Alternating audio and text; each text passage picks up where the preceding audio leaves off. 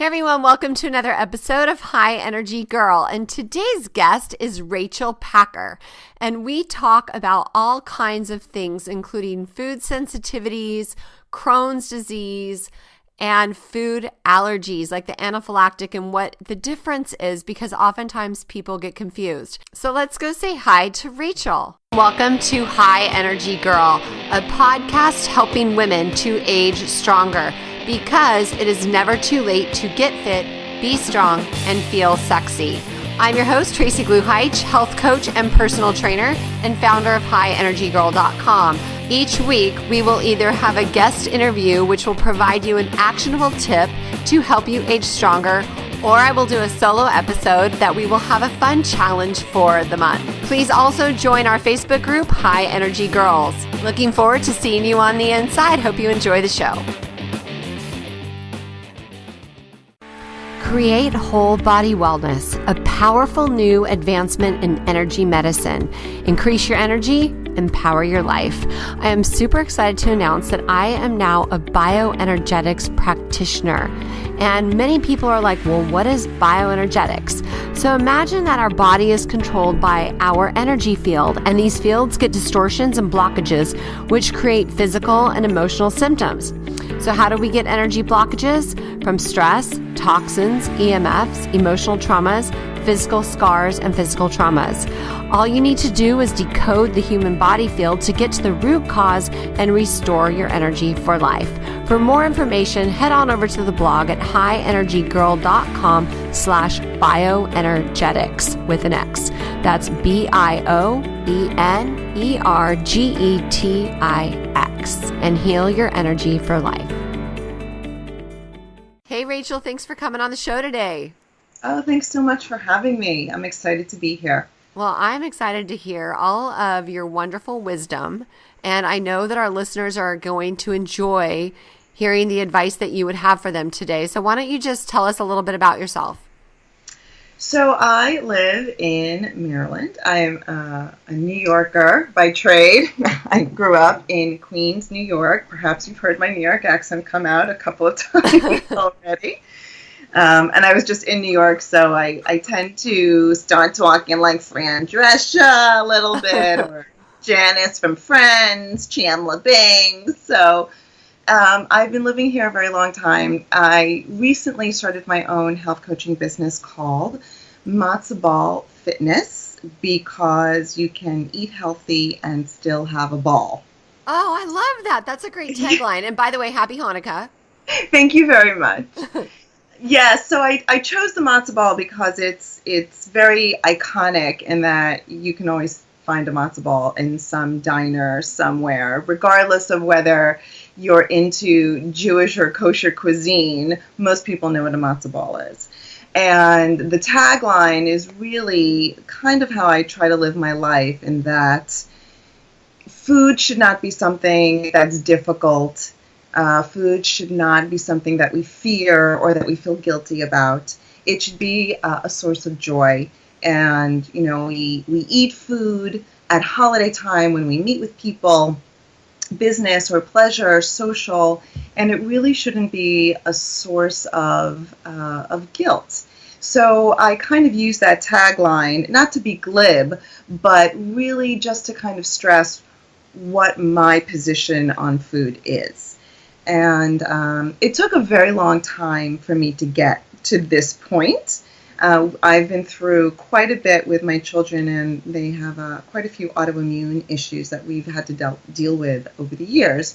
And it's all of the food allergies that we had to deal with. And my daughter was diagnosed with Crohn's disease a few years ago. That really brought me to this point to health coaching, because it just made sense. It made sense to cull everything that I had learned and really put it all together in a platform where I could truly help people, help them feel better, help them devise a plan that was going to be beneficial for them and their family's health. So how old was your daughter? Okay, first of all, let me tell you, I don't know what a matzo ball is. Okay, so I'm probably the only one on the planet, and one of my best friends is Jewish. I swear. And tonight we're doing a holiday celebration, and 3 of my friends that are going to be there are all Jewish, and I don't think I've ever had a matzo ball, but I have had latkes. Okay. So well, I could have called it Latka Fitness, but then I would have to come up with a better tagline. No, I like it. But just tell me what a matzo ball is, and maybe there's somebody else out there. A matzo ball is typically eaten during Passover. It is a ball. It goes in your soup. It's like a dumpling, basically, and it's made with egg and it's made with matzah meal and salt and pepper, and then you cook them in the soup and they float. They're really like dumplings, like little dumpling balls. Mm-hmm. That's exactly what. Is there gluten in it? Well, you can make them gluten-free. Okay, cool. Yeah. Okay. You can make many things gluten-free if you're willing to put a little bit of effort into it. It's not easy, but you can do it.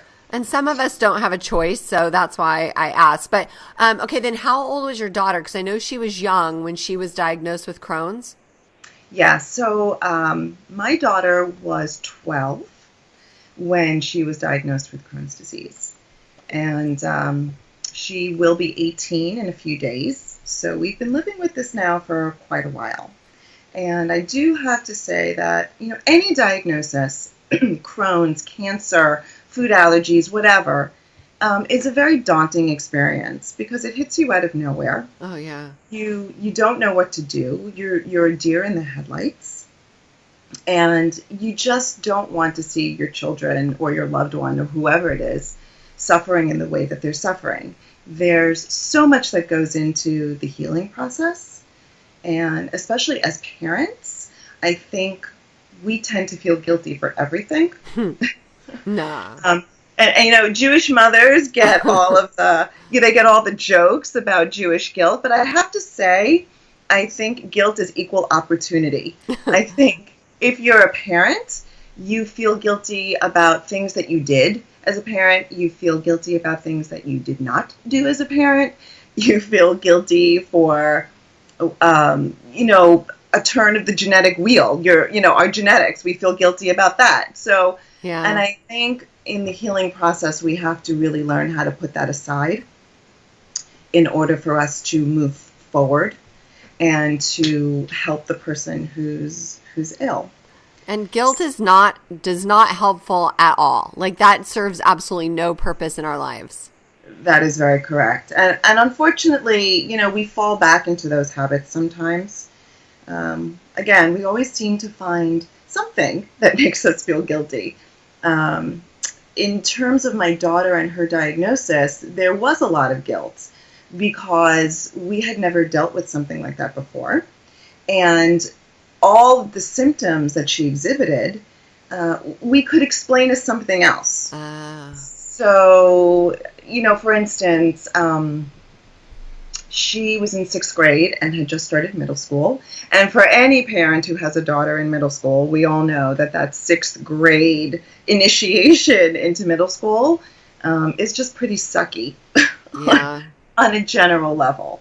There's a lot of change, there's a lot of transition, and she was complaining about a variety of different things that I just attributed to being a stressed out tween.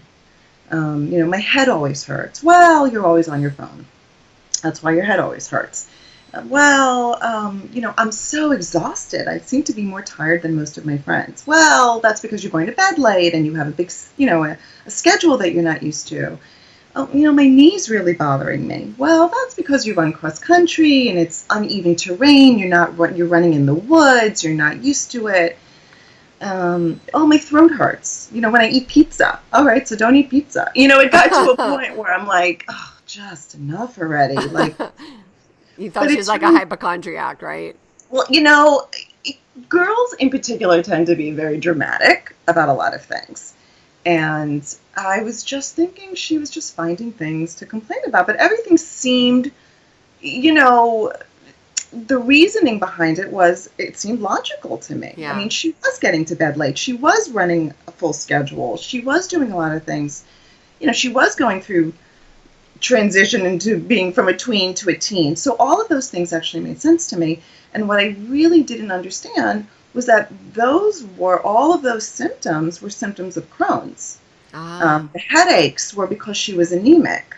The fatigue was because she was anemic. The joint pain was inflammation. The throat hurting was the fact that she had lesions in her throat all the way down through her entire intestinal tract, which we didn't know. So all of those pointed to Crohn's, but we didn't know. So why don't you explain exactly what Crohn's is? So Crohn's is an autoimmune disease, and any autoimmune disease is when your immune system attacks something in your body. So in the case of Crohn's, it's when your immune system basically attacks your small intestine. And when that happens and your intestine is not functioning properly, it means that it doesn't absorb any of the nutrients. So, basic digestion, you eat it, you chew it, it goes down, it gets processed, and your small intestine, takes everything in, it absorbs the nutrients that it needs, and then it sends the rest of it on its way. And that wasn't happening. And that's probably the reason why she had also stopped growing, which we hadn't really realized at that point. And she was about 30 pounds underweight. Oh, wow. So it is a very, and Crohn's can range, it really can range in terms of symptoms. Joint pain, headaches, not to be so graphic, but, loose bowel stools, that kind of thing, vomiting, fatigue. And she pretty much had a lot of those symptoms. And again, because they weren't classic symptoms like, bowel movements, which weren't an issue for her, they were nonetheless symptoms. And we really had no idea how sick she really was. And once you found out, what did you do to help her? Initially, I felt really guilty. Well, that helped. That wasn't getting me anywhere really fast. It was a very long process. Really, it was. Healing your child, especially when that child is already going through so many transitions and issues because they're entering the teen years, was not easy. And you are a deer in the headlights. And you are sitting there in a hospital with doctors, telling you a million different things, and you don't even know how to process it. So, like I tell a lot of people or parents who have, food allergy diagnosis or Crohn's or autoimmune issues, is you have to kind of figure out a plan. And the plan doesn't have to be an ironclad plan at first. It just has to be a series of things that you're going to do that's going to make you feel better, that's going to alleviate your anxiety, and is going to help your child move on their way toward health. Yeah. And it really did take a while for me to figure it all out, because I was in a very bad place when this all happened. Mm-hmm. And my daughter was in a very dark place too. Well, it makes sense because, have you heard that quote? A mother is only as happy as her least happy child. No. I mean, but it's worse if it's a sickness than just happiness, right? I mean, that's like way worse. So I hear you. I totally understand that. I mean, first and foremost, we really had to figure out how we were going to feed her. When you have a Crohn's diagnosis, especially when you are really in the throes of it and really sick, there's a lot of things you cannot eat because your intestines are inflamed and you need to heal them before you can do anything. So things that she would typically eat, she couldn't eat anymore. Now, we also couple that with the fact that we have a lot of food allergies in our house, so we're limited to some things. And top of that, she was a vegetarian. Oh, geez. So I was really hard pressed to how am I going to put almost 35 pounds back on this child that literally couldn't eat dairy or gluten, didn't eat meat, and then couldn't eat, you can't really eat roughage or salads or vegetables even. So I resorted to a lot of power shakes. I resorted to a lot of soups.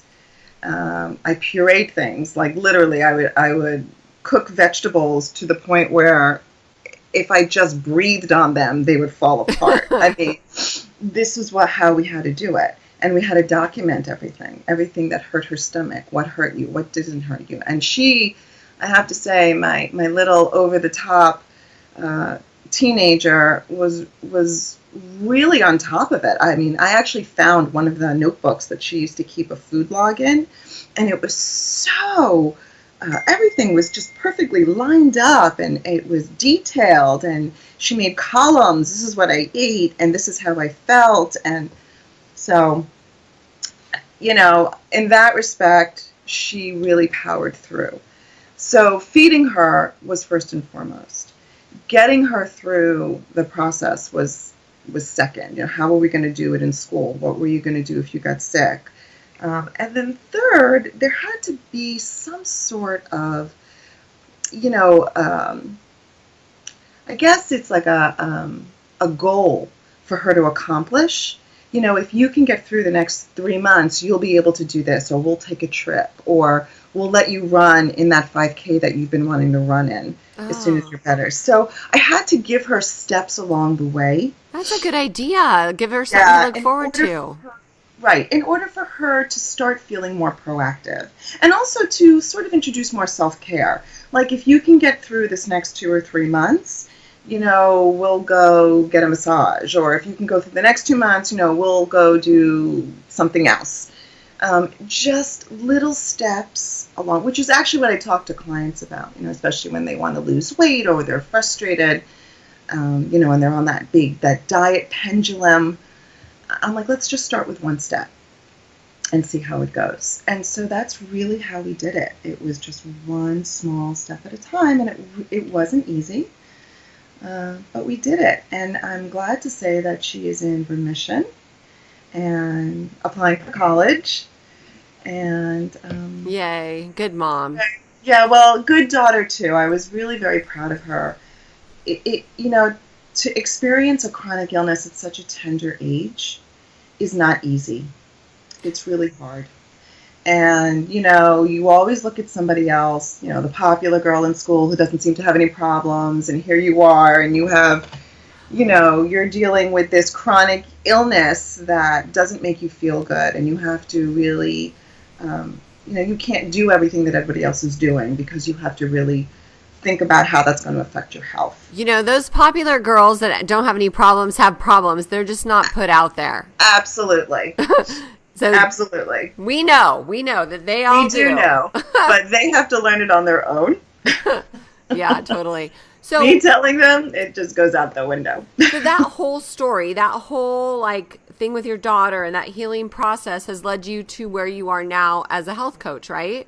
That was part of it. The other part was my son, early on, I was a stay-at-home mom for about 11 years or so. And when my son was born, when he was 2, he was diagnosed with food allergies, severe food allergies. And this was almost 11 years ago. And 11 years ago, the internet had not exploded. It was just on the cusp. Like social media was just on its, you know, the cusp of becoming popular. Facebook really had just been created. There was no social media explosion, Instagram, Snapchat. We didn't have any of this 11, 12 years ago.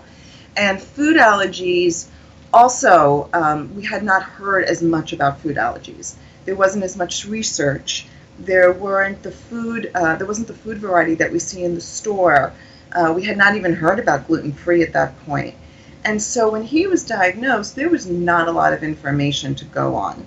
And at the time, he was allergic to tree nuts, peanuts, citrus, eggs.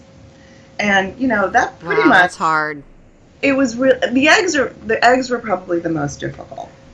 And you said, let's let the listeners understand this. So you said food allergies, like anaphylactic food allergies, like anaphylactic. Right? So yes. Why don't you explain the difference between food allergies that are anaphylactic and food sensitivities? Because I find that a lot of people say it wrong.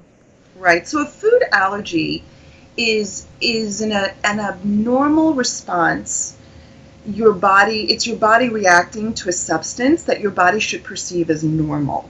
So, we have invaders in our body, and we have, our immune system kind of wards off those invaders, illness, that kind of stuff.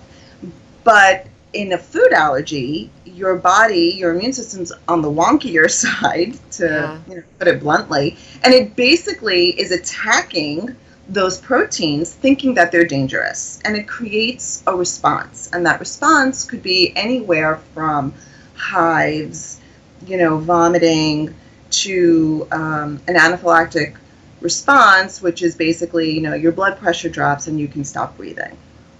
Yeah. So that's a food allergy. A food insensitivity is something that your body just doesn't necessarily agree with. Like, lactose intolerance is not an allergy, it's a sensitivity. Your body can't break down, lactose in certain items like milk or ice cream or cheese or what have you. Those are not typically, they're not anaphylactic. Mm-hmm. So that's really the difference. It's a delayed response too. Like, for instance, so I'm very sensitive to casein, which is the protein in dairy, mm-hmm. as well as gluten and a couple other things, but those are the two big ones. And I used to be really sensitive to eggs. Mm-hmm. And these aren't permanent life sentences. Like, you can eliminate them for 6 months, work on healing your gut, and then reintroduce them to see if you have any inflammation. Right. So, but, anyways, but your son had anaphylactic food allergies, which means bye-bye, you'll never be eating these again, right? And that's really the only thing that you can do at this point. There's a lot of research that's going on right now, but right now, the number one thing to do is to avoid that allergen, which isn't always so easy, because when you have things like, cross-contact, which means if something's made in a factory that manufactures your allergen, even though the food you're eating doesn't have that allergen in it, if it's made on the same equipment or it's packaged in the same factory, then your item could be contaminated. So it's not as cut and dry as, just don't eat nuts or just don't eat eggs, but it's not that cut and dry. Yeah. So this happened. We didn't have any of this information. And I was a subpar baker. I wasn't even, worse of a cook. And, a lot of the things that we ate in our typical American diet contained all of those allergens. So it was really sink or swim at that point. And there were not a lot of food allergy cookbooks out at the time. If you could find one, you paid an inordinate amount of money for it, and you held on to it for dear life, because they were far and few in between. So I just had to knuckle down and figure out how to do it. And we didn't have, Facebook groups where everyone's like, oh, how do you make this? Or how do you make that? Or, oh, I made this amazing cake on Instagram. No eggs, no dairy, no gluten. Here's the recipe. We had none of that. It was really very rare if you found something like that. And so that, in addition, so once I finally got my footing on that, people started asking me a lot of questions, because more and more food allergies started to surface with other people that I knew. And they're like, how did you make those cupcakes? Or how did you make this for your child? And as a result, I started, writing a blog. Blogging was, again, 11, 12 years ago, was just starting to become popular. And that led to food and nutrition writing on food allergies. And I started writing for local papers, magazines. I would have recipes in different parent magazines, some national magazines. And wow. It led to this writing career. And I was chugging along and doing my thing and living life. And then the Crohn's diagnosis happened. Oh, Rachel. Oh, my God. But this is life. This is what happens. And, looking back on it now, I can say, all right, well, this is what happens. When you're in the thick of it, you've got all these limitations. You're feeling very hopeless. So, again, planning. Always having some sort of a plan. All right, you can't eat this. we're just going to have to figure it out. Okay, well, we have a doctor. We're going to have to figure out a protocol for you. And it's really those two incidents combined is what really brought me to this whole health coaching. And when you work with clients, I mean, obviously you have a huge experience with those two things, which are big in our population. I mean, I hear a lot about that. What do you do, and what advice would you like our listeners to really understand? So I used to work with a lot of clients. I used to do slow motion strength training in a studio.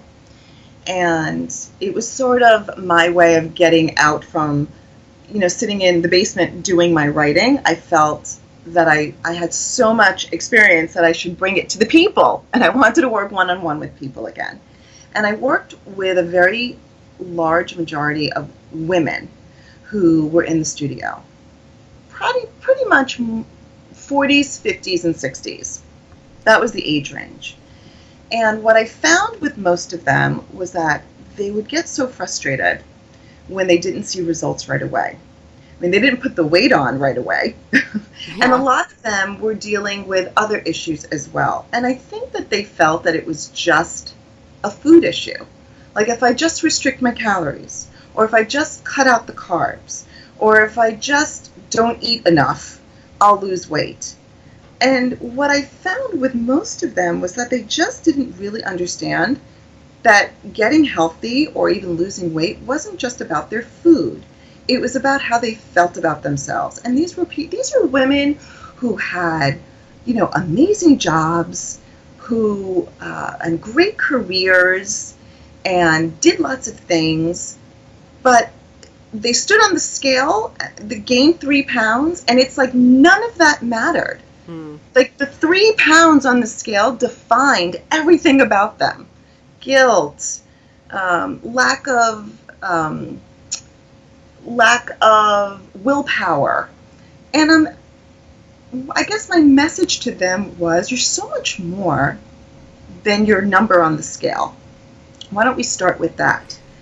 And it was very eye-opening to me, because it was all the time. Every woman that would come in was dissatisfied. And the more and more I listened to them, and the more and more they told me what they did or didn't do, I realized what a huge problem it was. Mm-hmm. That, first of all, just because you cut calories doesn't mean you're going to lose weight. So many of these women were in such a caloric deficit that their bodies had just completely shut down. Oh, sure. They weren't going anywhere. So many of them had food or eating issues even prior to this, and nobody was willing to address them. As soon as I stopped feeling guilty about everything that, happened with my kids, and started devising a plan, something that was more positive, things started to go in a better direction, which is what I kind of wanted to take that experience and teach some of the women that I was working with, that you have to start with a more positive perspective on this. That you're an incredible person, you do a lot, you're a great mom, you have a great career, and 3 pounds doesn't really make or break you. And then try to start from there. Yeah. And it's so funny. So I wrote a book in 2014, which I'm actually going to relaunch. It's called No Frickin' Way, WEIGH. And it is about what you're saying, right? And it was based on a quote I heard. It says, "Why weigh yourself when you can roll in broken glass and light yourself on fire and feel the same way?" So, but it's true, right? Like, why do women tend to hold so much of their value on that scale? And then you have the opposite, that, obviously they're just giving up on themselves. Right. Which I hate, because that just, in the end, that is going to lead to a whole host of degenerative diseases and, aging in sickness instead of in health. Right. And I think, looking at, given some of the experiences that I have been through, I was also one of those people who, oh my God, stepping on the scale, what happened? I have stopped weighing myself because, honestly, it really was not doing me any good. And people are like, what? You don't step on the scale ever? I'm like, no, I really haven't stepped on the scale in a very long time. It's probably better that way for me. And I find, I guess what really makes me nuts is that people feel, again, here's that word again, guilt. Oh, I'm so guilty. I had that chocolate. Oh, I feel so guilty. I ate bread. One woman came to me and said, oh, I felt so guilty. I ate a banana. I'm like, really? You feel guilty because you ate a banana? Yes. I hadn't had one in a long time. So much sugar. I ate a banana. And I don't want my kids to feel that way. And I try to teach them, eat what makes you feel good. You know, I've binged also. I know what my patterns are. I recognize what they are. I try to change the patterns. But at the end of the day, if I eat something, I eat something. And if it doesn't fit in to what people think I should be eating, well, then so be it. I mean, I'm not going to be a bodybuilder. I want to be happy with how I feel. I want to feel good. I want to treat my body right. I want to be in the right mindset. And if that means having a cookie from time to time, you know, without having to ask permission or feel guilty about it, then I will do that. Yeah. I don't want people to feel guilty about what they eat, which is why the tagline, so, you know, because you can eat healthy and still have a ball. You don't have to eat kale 24/7. Nor should you. People say, well, do I have to eat kale? Like, you don't have to eat anything you don't want to eat. I mean, just because kale is labeled as a health food, if you don't like it, then why would you eat it? Yeah, totally. And they look at me like, really? Yeah, why would you eat something that you don't like? Find something that you do like. That's funny that you said that. I agree with that 100%. Like when I work with a client, I always say, write me down your, top 10 to 20 favorite foods and your top 10 to 20 foods you hate. And let's come up with a customized, idea for you, a meal plan or what have you, so that you can enjoy what you're eating. Because I think also a lot of women have this guilt about certain foods. Like I follow a ketogenic lifestyle. I have for about 3 years and I absolutely love it. And in the past, I used to think that, like avocado was fattening and, like hamburgers were fattening.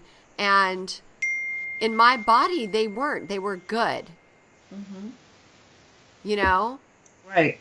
So, but it was that guilt that we grew up in with that you couldn't have fat, and everything was non-fat, low fat, and fat is good for us. So it was hard to change that mindset of mine, Right.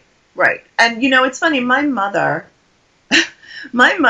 was a trendsetter before she even knew it. And when we were kids, she decided that she was going to literally get rid of all the junk food in the house. So out went everything.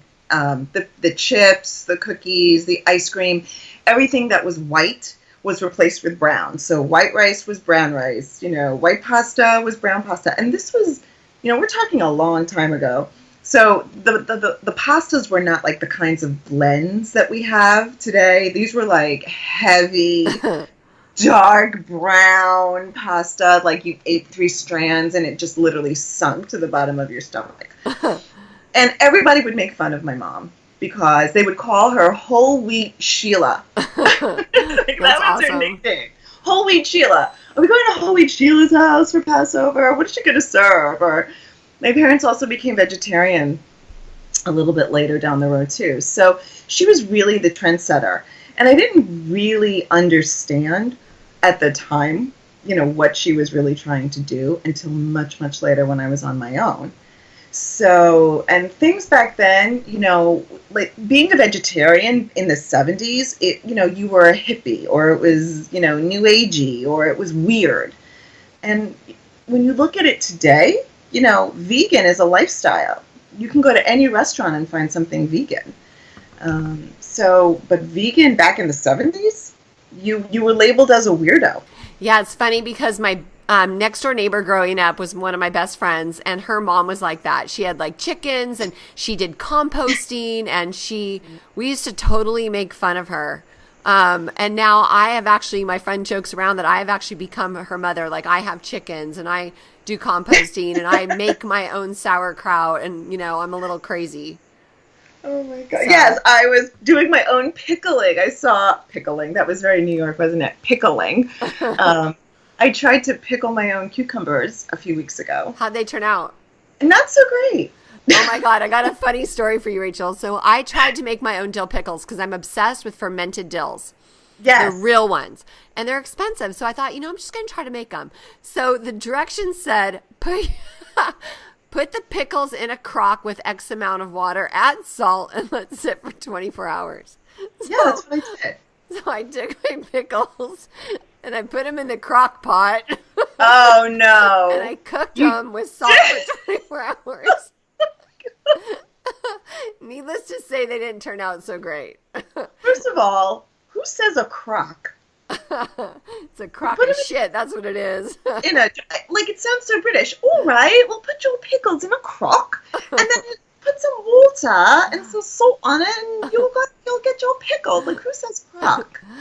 I know, exactly. I'm like, well, I every time I hear the word crock, I think crock pot, and so I cooked them, and I thought that I was doing a great thing, and the next day I'm like, oh my God. The house must have smelled. I don't even remember. I just remember these saggy, soggy pickles, and I'm just like, okay, well, let's try that again. That is so funny. My pickles did not come out so great. I put them not in a crock. I put them in one of those glass jelly jar kind of. It was a big one I had that I used to store stuff in, and I filled it to the top, and I did the salt. I did everything that the recipe had called for, and I let it sit. But I think I was so nervous about bacteria that I was doing it wrong. I think I overfilled it. So water, every time I would go over to the sink, because I left them on the counter, I would see this pool of water. I'm like, where's that coming from? It was obviously leaking from the jar. And I was afraid to pour off some of the water because it said that the cucumbers had to be fully immersed. And if I poured off some of the water, then they weren't fully immersed, and then I was afraid bacteria, and I would poison everybody. They came as just kind of... The longer you have them sit in there, the better they taste.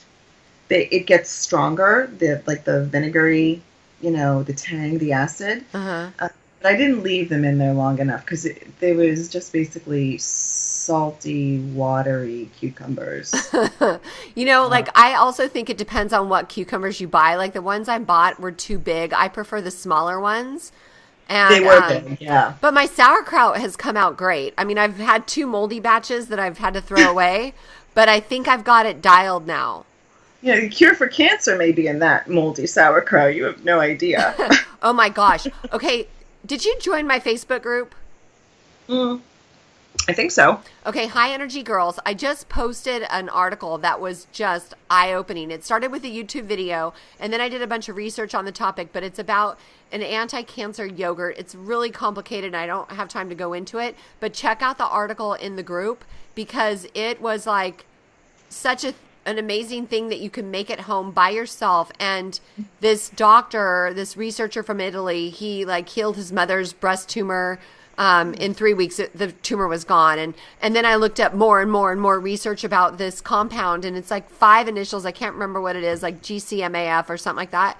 But it's an immune booster. So it doesn't just help with cancer. It helps with any type of, thing that you want to boost your immunity. So check out that thread that I started. It was pretty crazy. So, okay, I want to get back to you because I'm running out of time, and I want to do the speed round. So, speed round. So your net advice, I don't think we actually honed that really tightly in. So what advice would you give the listeners to apply for today? Well, it's sort of 3 points. Okay. So 1, I think we are able, with the right mindset, to accomplish anything, whether it's losing weight or getting back to health or helping somebody else who's on some sort of a health journey. And I think that we sometimes just have to dig a little deeper, and that deep down there's this wellspring that we have to tap into in order for us to achieve the goals that we want. So that's number 1. Number 2 is to have some sort of a plan, whether it's to have goals, and not just goals like New Year's goals, like, okay, on New Year's, I'm going to start my goals. It's to have an ongoing plan where you are trying to achieve goals one step at a time. Mm-hmm. And I think the one step at a time is key. That in order for you to have a plan that works, to go in whole hog doesn't really work for most people. Usually what happens, it's that diet pendulum. You start out really strong, and then the pendulum swings, and then you have a setback, and then the pendulum swings back, and you're starting all over again. And we can't seem to get off the pendulum. So I think if we have manageable goals, one step at a time, I think you will be much more successful at what you're trying to achieve. Mm-hmm. That makes so sense. That's 2. And 3 is wellness is not just about the food you eat. Wellness is a combination of things. Wellness is the relationships you have. Wellness is your gratitude, your spiritual connection to the world. And that doesn't necessarily mean having to believe in God. That just means, where do you feel the most spiritual? Wellness is fitness and movement and food, and it's how you relate to your people, and it's having your people, and how you relate to the world in general. And I think we are often very imbalanced because we're just focusing on the food, or we're just focusing on the fitness, and we're not really focusing on the other things that make us up or make up wellness. So if you're only focusing on one of those things, then maybe you should start focusing on another thing, small steps, goals, in order to achieve, well-rounded wellness and health. Yeah, that's good advice, because like you said earlier, you didn't get this way overnight. How do you expect to get back to, a healthy spot overnight? It is a constant process. We are works in process, and I am not perfect by any means. There are days where I wake up and I'm like, oh God, I hate the way I look today. And, but the thing that I've gotten much better at is when that thought hits, I'm quick to change the thought. And I really do. So I never believed in, quantum physics, and I never believed in the universe, and I completely believe in it now. Oh, good, because so do I. That has been, and the law of attraction, that has been a very long time coming. Call it age, call it wisdom, call it life experience. I find that you do much better with a better attitude.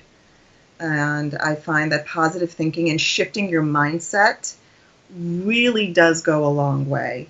I am much more appreciative when I have to work out. Working out used to be a source of punishment, like, oh, I have to do it. Now I have the opportunity to do it. I see people around me who are sick. I see people around me who are ailing, young people too. My daughter, I watched her go through a year of not being able to do things because she was too weak. And I do not take health for granted. I do not take the ability to move without pain for granted. Yeah. So it's been a long time coming. And I think so many of us do and have. Like, I used to take my health for granted, but as I've gotten older, I'm 53, and I'm just like, I can either age sickly like my parents, or I can change the trajectory and make really good choices. And, every day somebody said something which I loved. They said, how can this get better? How can I make this better? Like, we're never at the top. Once we think that we've arrived, right, then, I think that we need to rethink that feeling. So, okay, I want to get to the speed round because I don't want to run out of time before I get to this. So I'm going to just ask you a few fun questions. Okay. So what I'm nervous. Don't be nervous. What is your favorite healthiest habit? Oh, wow.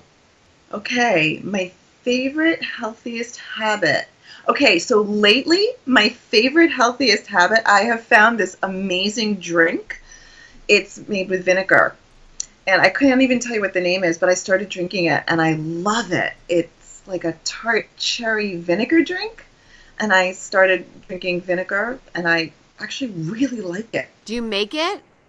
So the drink I buy, but I do make my own. I usually buy tart cherry juice, and I mix it with some seltzer and 2 teaspoons of apple cider vinegar, or maybe a tablespoon, depending on how I'm feeling and how tart I like it. And I love it. It's like a apple cider vinegar cocktail. Okay, That's so my lightest. do me a favor. That sounds delicious and amazing. Will you please send me the like a picture or something about the drink that you're buying, and then the recipe for the drink that you're making, so we can put that on the show notes page. All right. That sounds awesome. Or maybe post a blog post with all of those, and then we'll just put a link to the blog post. Sounds great. Cool. That's gonna be awesome.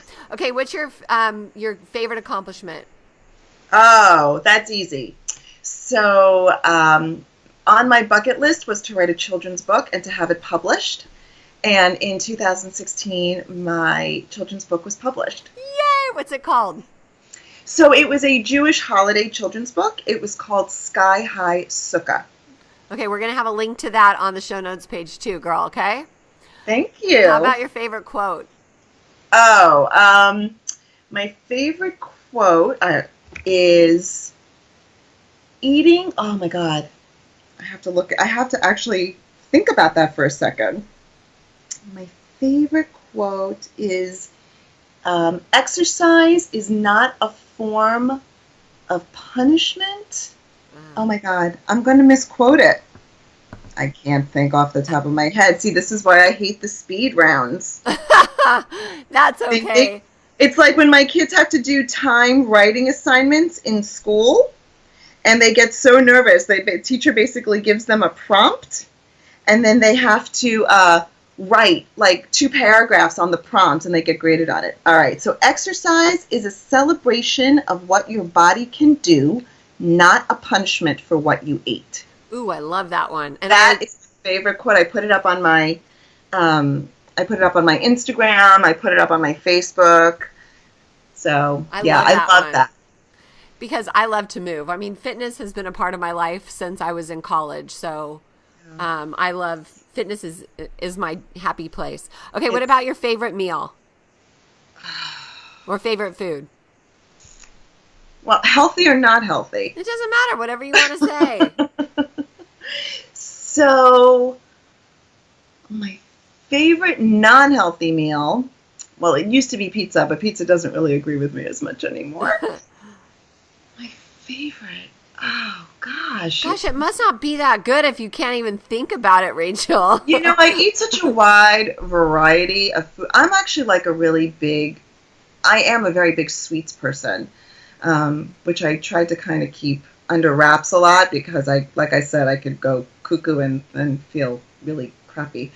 Oh, wow. So I would have to say that my favorite meal would be probably just a good pasta, just plain with just some Parmesan cheese and a little bit of sauce, and I'm a happy girl. Oh, okay. So that's a New York thing, probably. I never eat pasta. Really? Well, you know what? It's funny. I don't really eat it very frequently. And we eat a lot of gluten-free pasta in the house because there's one brand that I trust because it's made in a nut-free and egg-free facility. Oh, good. So we buy that. And it's actually pretty good, I do have to admit. It's the closest in the gluten-free arena to tasting like the real thing. I like zoodles because I grow zucchini in my garden, and then I grow basil, and I make pesto and do zoodles with pesto. That's pretty good. Sounds delicious. What about 2 more? What are you most grateful for?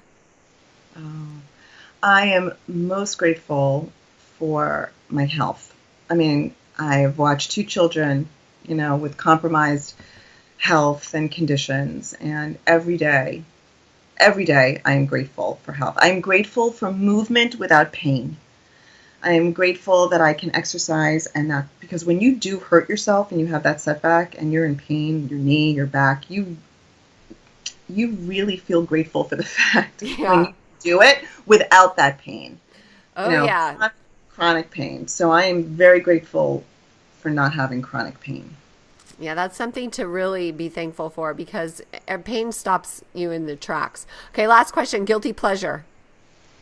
Or last speed round question.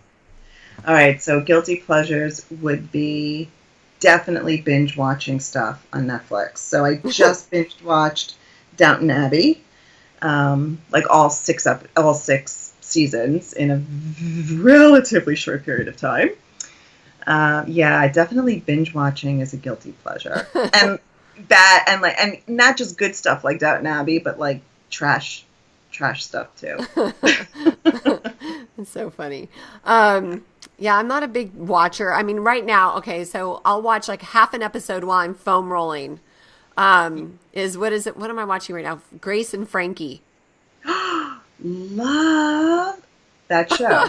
I'm waiting for you know what's so funny about Grace and Frankie? I did not like it when I first started watching it. I watched 2 episodes and I was like, And then my 16, at the time she was 16, my 16-year-old was watching it. She's like, oh, Mom, I love this show. I'm like, what do you actually have in common with that show? It's like about 2 middle-aged women and their gay husbands. And she's like, I don't know, it's just really good. You ought to give it a chance. Yeah. So I started watching it again, and then I started watching it with her, which was a little weird. And I loved it. Yeah, it's hilarious. I can't wait for the new season to come out. I think it's so funny. It's awesome. It is very funny. So where can people find you, Rachel? So you can find me on Instagram at Matzo, MATZOBALL, Matzo Ball Fitness. And you can also find me at Matzo Ball Fitness at Facebook. Okay, and we'll have direct links in the show notes so that people can find you there. Sounds great. Awesome. Well, I thank you. It was so great talking with you today. You too. I love it. I just love meeting wonderful women from all over the world and hearing their journeys and their advice and everything. So thank you so much for coming on. It's so nice to be loved. Aw. Well, that's what you love me. You really love me. That's what we're doing. We're creating a tribe of power women. That's it. That's what it's all about. For sure. Well, thank you for sharing everything, Rachel. I'll be in touch soon, okay? All right. Sounds great. Have a super Have week. a great day. Thank you, love. Okay, bye. Bye. Thanks so much for listening, everyone. Rachel wanted me to let you know that her favorite foods are avocado toast with Ezekiel bread, chocolate chip cookies, and coffee. Thank you so much for listening. For complete show notes, please head on over to highenergygirl.com/show. Go out and make it a great day, everyone. This podcast contains the opinion and thoughts of its host and guests. It is intended to provide helpful and informative material on the subjects covered. All statements made on the podcast have not been evaluated by the FDA and are not intended to diagnose, treat, cure, or prevent disease. If the listener requires professional assistance or advice, please contact your personal medical doctor. Both host and guest specifically disclaim any responsibility for any liability, loss, or risk, personal or otherwise, which is incurred as a consequence directly or indirectly of the use and application of any of the contents of these episodes. Like I said, this is my opinion and I could be wrong.